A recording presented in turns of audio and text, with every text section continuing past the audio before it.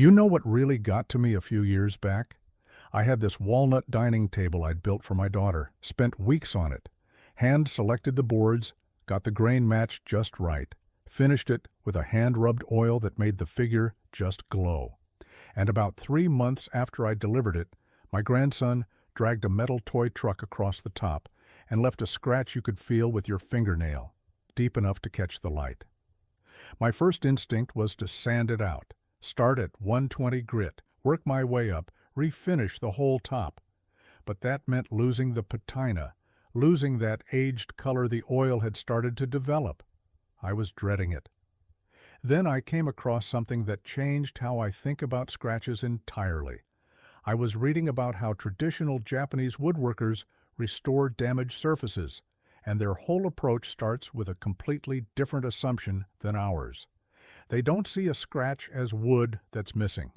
They see it as wood that's been pushed down, and if the wood has been pushed down, you don't need to grind away everything around it. You just need to bring those fibers back up.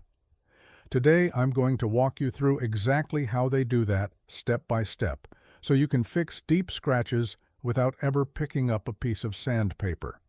And stick around to the end, because I'll show you a simple test using a single drop of boiling water that tells you whether a scratch can actually be raised or whether the fibers are truly cut through.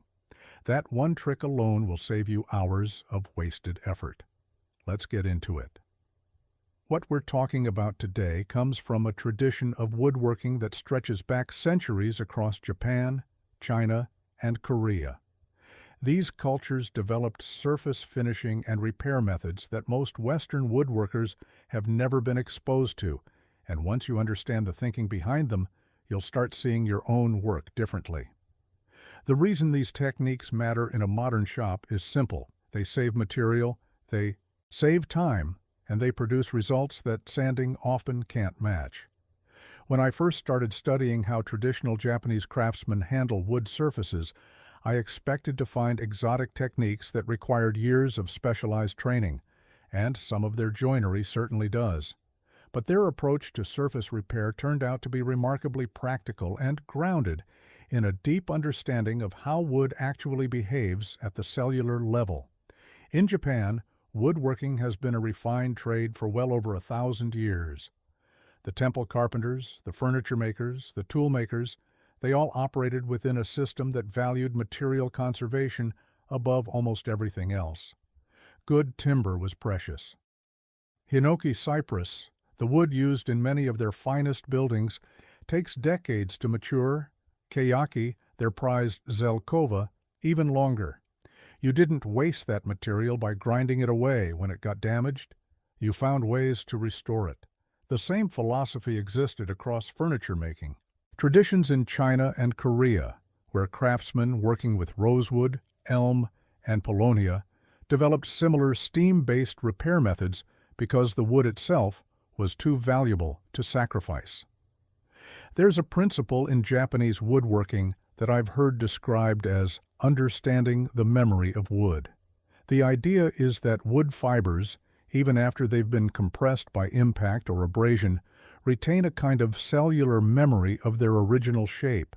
Introduce moisture and heat, and those fibers will try to return to where they were. That's not mysticism. That's wood science. And it's the foundation of everything I'm about to show you. The first method is the one that made me a believer, and it's the simplest.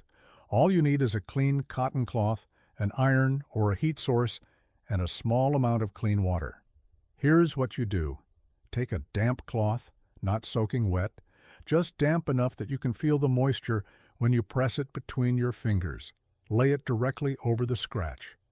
Then press a hot iron set to its highest steam-free setting, about 400 degrees Fahrenheit, directly onto the cloth, right over the damaged area. Hold it there for about 10 seconds. Lift it. Let the area cool for a moment. Then look at the scratch. What you'll see, if the fibers were compressed rather than severed, is that the scratch has started to rise. The wood is literally swelling back to its original position.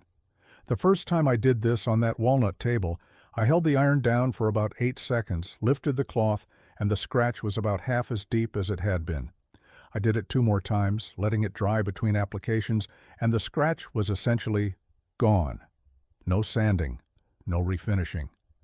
The patina was completely intact. Now here's why this works. When something presses into wood, it crushes the cell walls and collapses the hollow fibers.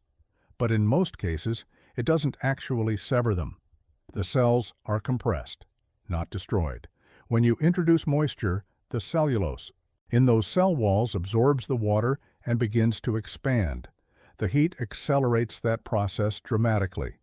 You're essentially giving the wood the energy and the moisture it needs to spring back. This works best on softer hardwoods and medium-density species. Walnut, cherry, mahogany, white oak, they all respond beautifully. Very hard, very dense woods, like hard maple or ebony, have less capacity to compress in the first place, so the scratches on those species are more likely to involve actual fiber cutting. I'll show you how to test for that at the end. The key details that matter here are the cloth dampness and the temperature. Too much water, and you'll raise the grain across the entire surface, which creates more work. Too little, and there's not enough moisture for the fibers to absorb. The cloth should be just damp enough to leave a slight darkening on the wood when you press it down. And your heat source needs to be genuinely hot. A lukewarm iron won't do it. 400 degrees or above is where the magic happens. Now, before you even touch a scratch with steam, traditional Eastern craftsmen do something that most of us skip entirely. They read the grain around the damaged area first. This isn't just about knowing which direction the grain runs, although that matters. It's about understanding how the fibers in that specific spot are oriented, because that determines how the wood was compressed and how it will respond to moisture and heat. What I learned is that a scratch running with the grain behaves very differently than one running across it. A scratch that follows the grain direction has typically pushed fibers down along their length, and those fibers raise back up cleanly and evenly. But a scratch that cuts across the grain has compressed fibers from the side and sometimes torn them at an angle. Those require more patience and sometimes a slightly different technique. Traditional craftsmen would examine the scratch in raking light, holding a candle or lamp at a very low angle to the surface and looking at how the light catches the damage. I started doing this with a small flashlight held almost flat against the wood, and it completely changed what I could see. Suddenly, I could tell whether the fibers were pushed down cleanly or whether there was tearing at the edges. That information tells you whether simple steam raising will work perfectly or whether you need to do some additional treatment. They also check the end grain at the nearest board edge to understand how tight or open the grain structure is in that area. Tighter grain means the fibers are more resilient and will spring back more readily. Open, porous grain means the cells may have been more thoroughly crushed and might need multiple steam applications. Quick thing before we move on. Everything I am sharing today comes from years of studying ancient Eastern woodworking methods, and I have gathered the best of what I have found into a book called Kenji's Workshop 100 Techniques, Detailed Photos, and Real Hands-on Craftsmanship Knowledge you can take straight to your bench. Scan the QR code on screen or hit the link in the description if you want to take these lessons off YouTube and into your shop. Now, back to what I learned. The third method takes the steam raising concept further, and this is one I discovered while reading about Chinese furniture restoration practices from the Ming and Qing dynasties. Those craftsmen were working with incredibly valuable hardwoods, huanghuali and Ziton rosewood, species so precious that a single board could represent months of a craftsman's wages. They couldn't afford to sand away material. Their method involved a thicker, wetter cloth and a sustained heat source. In the traditional practice, they used a small iron vessel filled with hot charcoal, pressed against a damp cotton pad folded several layers thick. The multiple layers of wet cloth created sustained steam that penetrated deeper into the wood than a quick application could. Here's how I adapted this for my shop. I take a cotton shop towel, fold it into 4 layers, and soak it thoroughly, then wring it out so it's uniformly wet, but not dripping. I lay that over the scratch and use my household iron on its highest setting with the steam function turned off. The iron heats the wet cloth, and those 4 layers create a reservoir of moisture that keeps producing steam for as long as you hold the iron down. I leave it in place for 30 to 45 seconds, which is much longer than the quick method. The difference is dramatic. On deeper scratches, the kind where you can really catch your fingernail, this sustained steam method raises fibers that a quick pass won't touch. I tested this on a piece of cherry that had a scratch about 1/32 of an inch deep, which is significant. After 3 applications with drying time between each one, that scratch was gone. Completely gone. The sustained moisture penetration reaches compressed fibers deeper in the wood that a quick steam burst simply can't access. The trade-off is that you will raise some grain in the surrounding area. Not much, but enough that you'll want to do a very light burnishing afterward, which leads directly to the next method. This is the technique that honestly changed my entire approach to finishing. In the Japanese tradition, the final surface on fine furniture and architectural woodwork isn't created by sandpaper. It's created by a hand plane. The kana, the Japanese pull plane, produces a surface so smooth that it actually reflects light. And when you use a finely tuned plane to clean up a surface after steam raising, the result is better than anything sandpaper can achieve. Here's why. Sandpaper works by scratching the wood with progressively smaller abrasive particles. Even at 320 grit, you're still leaving tiny scratches across the surface. A sharp plane blade, on the other hand, severs the wood fibers cleanly, leaving a surface that's actually smooth at the cellular level. After you've raised a scratch with steam, the surrounding grain will be slightly fuzzy from the moisture exposure. Instead of sanding that fuzz away and potentially creating new scratches, you take a very finely set hand plane. I use a No. 4 smoothing plane with the blade advanced barely past the sole, and take 1 or 2 whisper-thin shavings across the area. The shaving should be translucent. If you can't see light through it, you're taking too much.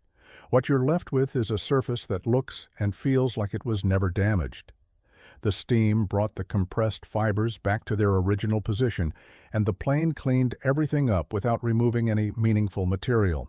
You don't need a Japanese plane to do this. Any well-tuned smoothing plane with a sharp blade will work. The key is that the blade has to be genuinely sharp, honed to at least 8,000 grit on your stones, and the cut has to be impossibly light. The 5th method is about what comes after the repair. After steam raising and planing, the repaired area may still show a faint ghost of the original scratch in certain lighting. Eastern craftsmen address this with natural oil application, not as a finish coat, but as a diagnostic and blending tool. They apply a thin coat of raw tung oil or camellia oil directly to the repaired area and watch how it absorbs. If the repair was successful and the fibers are fully raised, the oil absorbs evenly, and the area blends perfectly with the surrounding wood. If you see the oil absorbing faster along the line where the scratch was, that tells you there are still compressed or damaged fibers below the surface that need another round of steam treatment. I use pure tung oil for this, not the modified versions you find at most hardware stores. The real thing, cold pressed, applied with a clean cotton rag in a very thin coat. On walnut and cherry especially, the oil sinks into the freshly planed surface and brings out figure and depth that makes the repair area look better than the surrounding wood. Let me share some patterns I've noticed over the years, things I used to do myself, that this tradition handles completely differently. The first pattern is reaching for sandpaper as the default solution for any surface damage. Most of us do this because it's what we were taught. But sanding removes material indiscriminately.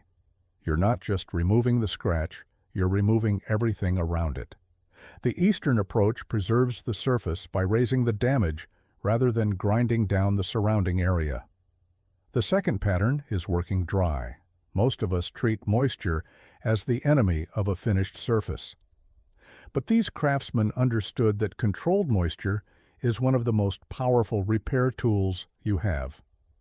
The third pattern is ignoring the grain orientation around the damage before attempting a repair.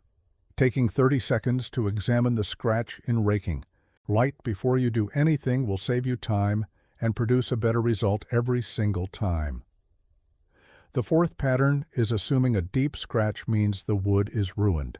The threshold for what can be repaired without sanding is much higher than most of us realize. Once you see these patterns for what they are, you can start shifting your approach one project at a time. Now for that bonus tip I promised at the beginning. This is the one that saves you from wasting time on a scratch that can't be steam raised. Before you go through the whole process, take a kettle of water and bring it to a full rolling boil. Using an eyedropper or a very small spoon, place a single drop of boiling water directly into the deepest point of the scratch, just one drop. Watch what happens over the next 10 to 15 seconds. If the wood fibers around the drop begin to swell and the edges of the scratch start to rise visibly, you know the fibers are compressed and intact. Steam raising will work.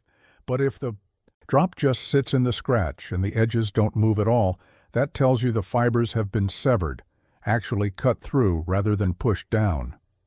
In that case, steam raising won't close the scratch, and you'll need a different approach. I use this test on every scratch now before I commit to a repair method. It takes 10 seconds, and it gives you a definitive answer. About 8 times out of 10, the fibers rise, which means steam raising will work. That other 2 times out of 10, you've saved yourself the frustration of repeated steaming with no results. One more thing before I let you go. I spent a long time gathering the best ancient Eastern woodworking methods I have come across, and I put them all into a book called Kenji's Workshop. 100 techniques that most modern woodworkers have never seen, with step-by-step photos and clear explanations you can actually follow in your shop. Scan the QR code on screen right now, or grab it from the first link in the description. I appreciate you watching, and I will see you in the next one.